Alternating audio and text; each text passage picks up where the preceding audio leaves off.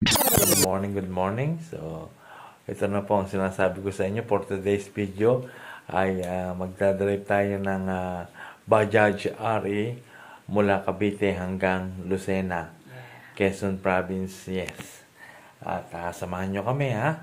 Ayan. At syempre, at sa susunod ulit nating video ay mag-ano ulit tayo ng mga tungkol sa stroke. Pero ito po ay ganun din kasi po isang stroke patient at survivor na at nakakapag-drive na ako ng Bajaj RE. So, samahan nyo kami ha. At kung bago ka pa lang po sa aming channel, please subscribe at pakilike na rin ang notification bell para lagi kayong updated sa marami pa naming video. Pausong bagong ising.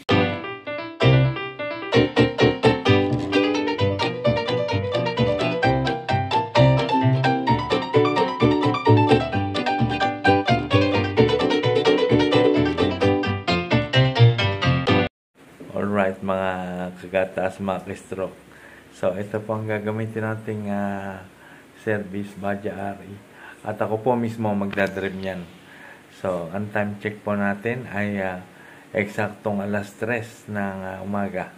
Pero pupunta tayo doon sa aming meeting place ng 3:30. Yan. para tayo nasa gitna. Ayan, so good luck na lang sa atin. So, yun. Kita ulit tayo mamaya. Mga kagatas, mga ka-stroke, mga kapagkape pa pala tayo. Kalating oras pa pala. Malapit lang yun yung pupuntahan namin eh. Siyempre, paglakad natin, dala rin natin yung ating gamot. Yan ang isa pang huwag niyong kakalimutang inumin, ang inyong maintenance. Ayan, dahil yan tayo mayayari. Pagka hindi nyo kayo napalyahan ang pag-inom ng maintenance sa high blood, yung iba no, marami kasing na-stroke din na ang dahilan ay sa sugar. Ayan. So, may maintenance ka na rin na sugar. So, dapat yun, iniinom mo rin yun. Everyday. Maintenance. At saka, syempre, maganda rin yung nagpapakonsulta ka sa doktor ng regular. Ako kasi, nagpapacheck up ako ng, nung una kong pagkaka-stroke, nagpapacheck up ako ng bali monthly. Yan. Tapos nung medyo okay na, naging every 3 months. At ngayon ay every 6 months na. Ayan. At yung every 6 months na yun, ay lagi na lang akong magpapa-lab test. Ayan. Panacheck sa doktor. Mahalaga rin kasi yun eh. Ma-check ang lab test eh.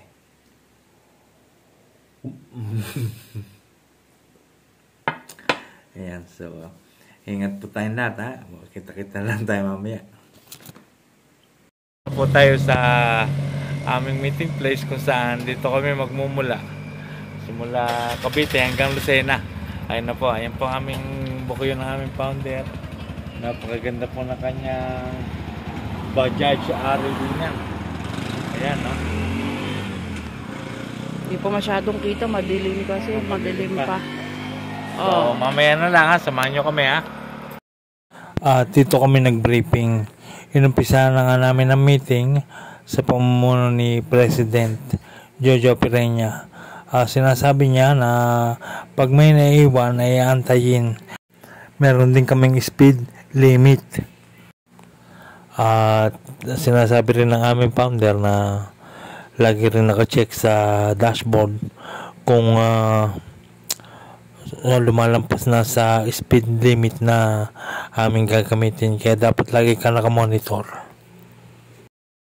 Kaya naman inumpisa na namin ang pagdadasal sa pamumuno ulit ng aming president na si Mr. Jojo Pirenya. So mga kagatas, lalakad na po ang aming team simula dito sa Mendez, Cavite patungong Lucena, Quezon Province. Bali 4 hours ang aming kukonsumuhin na oras. Ang tanong, kakayanin kaya ito ng stroke patient na katulad ko? Ganong kalayo ang biyahe? Siyempre naman kakayanin ko sapagkat ako'y naniniwala sa aking sarili at may tiwala ako sa aking sasakyan. Alright, let's go!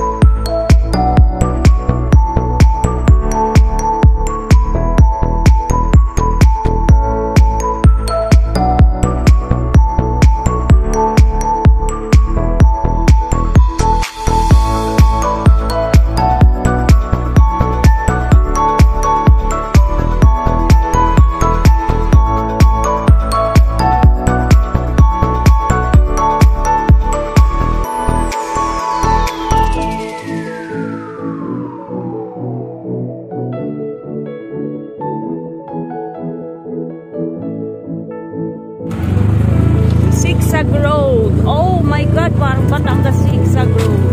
Tandahan, Adi. Sobrang dinog pa kasi. Ganang katakot. Nag-stop over muna kami dito sa Labak, sa Batangas, kasi meron pa po kami naiwan na dalawa at susunod raw po dito.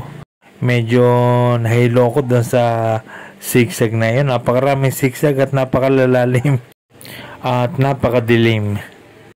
At habang hinihintay nga namin yung aming kasama, ay pinapakaramdaman ko rin ang aking sarili kung ito ba ay kakayanin ko. Kasi ako nga po ay isang stroke patient at talagang hindi po kompleto ang pagkagaling. Kay stroke, nandito po tayo sa baba. At hinihintay tayo yung isa natin kasama.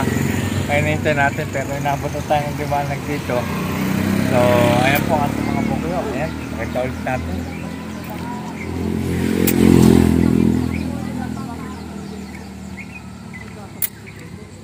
Dandahan ang liko. Napakalalim na nilusong namin kanina.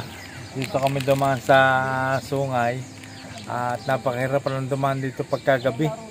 At saka isa pa, dahil sa kagaya kong stroke patient, ay tinamaan tayo ng lula kanina. Tapos ikaw konti pang ang aking tulog. Pero may dala naman tayong gamot. At saka kayang-kaya sapagkat ako'y naniniwala sa aking sarili. O sa mamaya ulit ha. So mga kagatas, mga ka-stroke, aalis na po ulit ang aming convoy sapagkat dumating na po yung aming hinihintay. At ito po ay simula sa Batangas naman to Quezon Province. So let's go.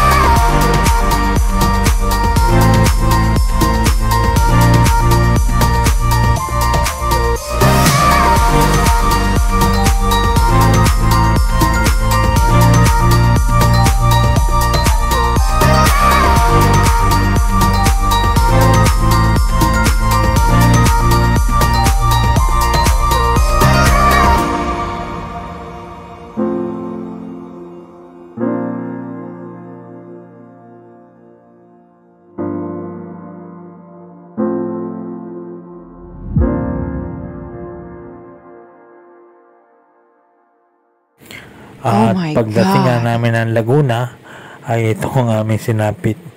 Ang napakaagang traffic at napakainit. Nakakainip, pawis na pawis. Dito na kami sa San Pablo, Laguna. Binabaybay namin ang Laguna. Bali, 3 lalawigan po ang aming tinawid para lamang makarating sa Quezon Province. At ayan ang kanilang arko, ang Province of Quezon. At malimit pong dumadaan dito si J. Toda. Ayan, si J. Toda Vlog. Ayan. So, siya rin po ang aking pinagbabasihan ng ating Bajaj Ari. Subok na subok ang tibay. At ayan, nakita niyo po sa sign, 42 kilometers pa ang Lucena. Medyo malayo-layo pa. So, papasok na po tayo ng Candelaria, Municipality of Candelaria. So, let's go!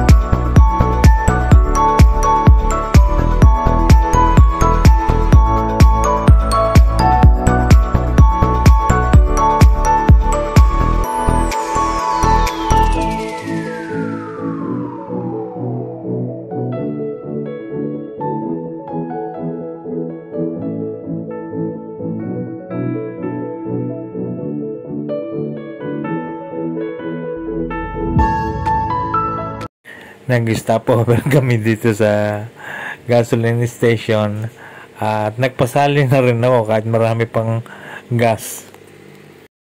So ayan mga kagatas ang aking nakonsumo. Bali 210 ang nabahawa sa aking gas. Talagang malayo-layo rin to. So alright, nakapultak na tayo. Siguro na may hanggang sa pag-uwi na. Ayan. Let's go!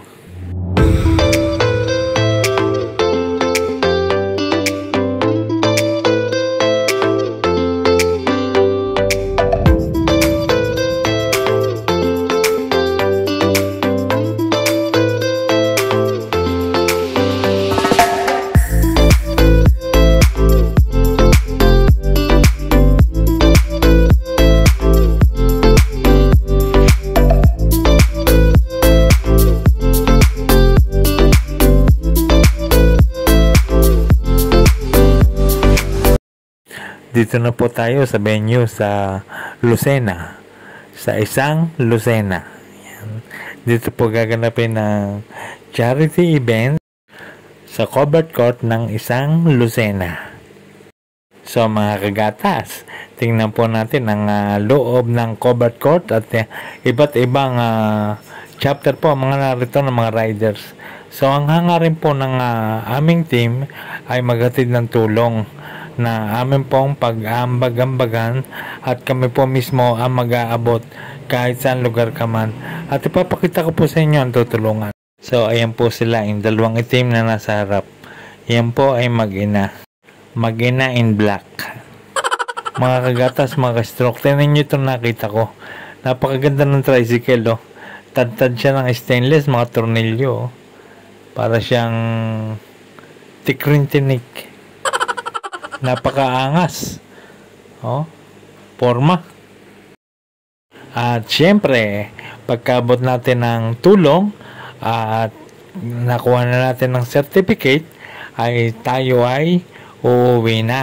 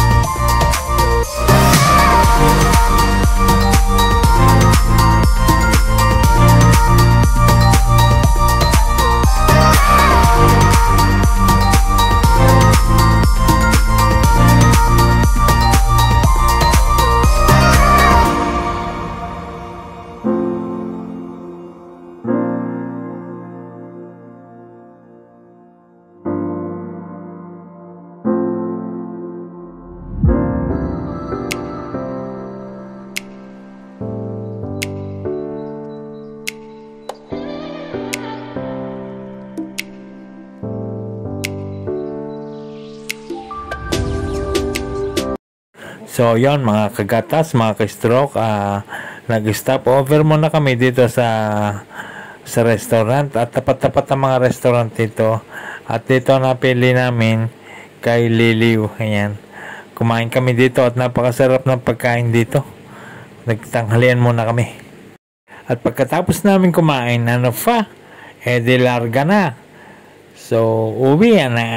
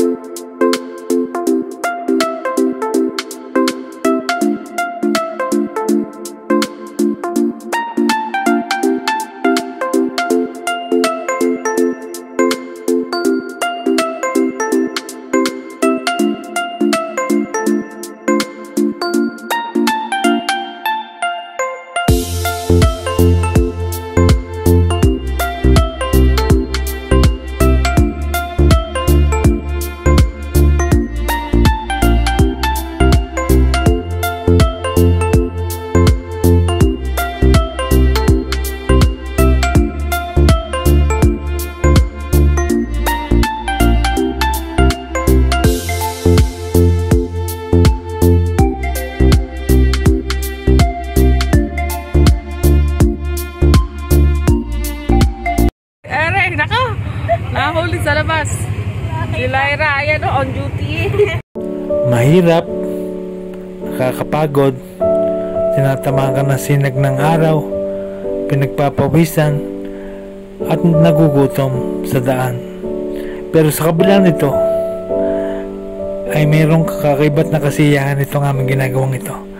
At napakasaya rin at na nakakatulong ka sa iyong kapwa, sa mga kagaya kong PWD at mga pasyente ng mga cancer at dinadialysis, ay nakakatulong kami at nakakapaghatid kami ng tulong sa kanila sa pamamagitan ng pagdadrive ng bukyo na tinatawag namin charity rides. Ako po si Dagsmanian Flores, isang PWD, at I'm proud to be member of Team Ultra. Maraming salamat po.